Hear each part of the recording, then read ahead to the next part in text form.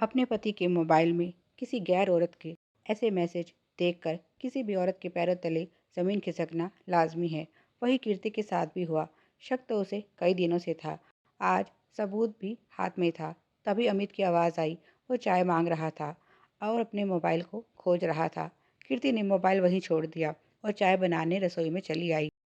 वापस आकर उसने चाय पीते हुए जब अमित से इस बारे में सवाल किया, तुम्हारे मोबाइल में ये किसके मैसेज हैं और ये कौन औरत है, इसके साथ तुम्हारा रिश्ता क्या है, तो वो पहले तो घबराया, फिर बोला, कौन से मैसेज और किस औरत की बात कर रही हो तुम?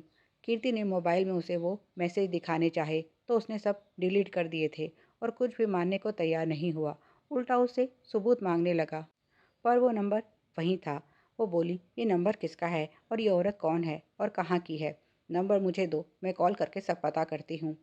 अब अमित अपनी सफाई पर उतर आया और बोला, मेरे फ़ोन को तुम्हें हाथ नहीं लगाना चाहिए। मैं तो पता नहीं किन किन से बात करता हूँ। तुम्हें मेरी निजता का सम्मान करना चाहिए। मैं तो तुम्हारा मोबाइल नहीं चेक करता। तभी उनका बेटा कमरे में आया और बात खत्म। बाद में कीर्ति को फिर समय मिला। जब बेटा बाहर खेलने गया तो अमित ने अपना फ़ोन उसे दे दिया। इस बार नंबर ही गायब था। लेकिन कीर्ति हार मानने वाली नहीं थी। एक धोखेबाज के साथ रहना उसे मंजूर नहीं था। उसके ज़्यादा जोर देने पर अमित ने कबूला कि वो उसकी दोस्त है। उसने नैन्सी नाम बताया। जब उसने सवाल किया कि वो अपनी गलत तस्वीरें उसे क्यों भेज रही है और वो क्यों उन्हें देखकर प्रतिक्रिया दे रहा है, ये सब सिर्फ दोस्त तो नहीं करते।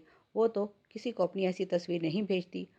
उसने साफ कहा कि अगर वो उसके पास जाना चाहे तो जा सकता है। अब वो सब जान गई है तो वैसे भी अब झूठ बोलने या छुपाने का फ़ायदा नहीं। जब पति किसी दूसरी औरत के बिस्तर पर चला गया तो बाकी बचा ही क्या। लेकिन उसने ना तो उसे सच बताया, ना ही उसके सवालों के जवाब दिए।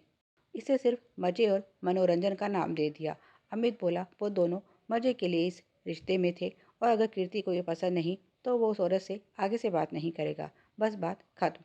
उसके लिए कहना कितना आसान था, पर उसकी करने की सज़ा कीर्ति को मिली।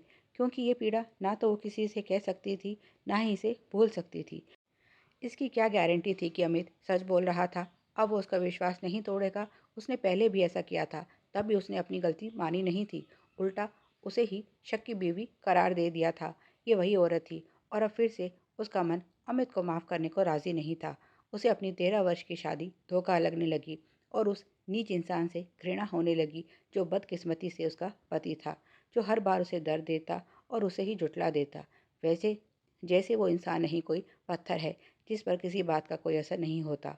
पर क्या वो सच में पत्थर थी? नहीं, वो इस बार उसे माफ़ नहीं करेगी और उसने अपना सामान बांधना शुरू कर दिया।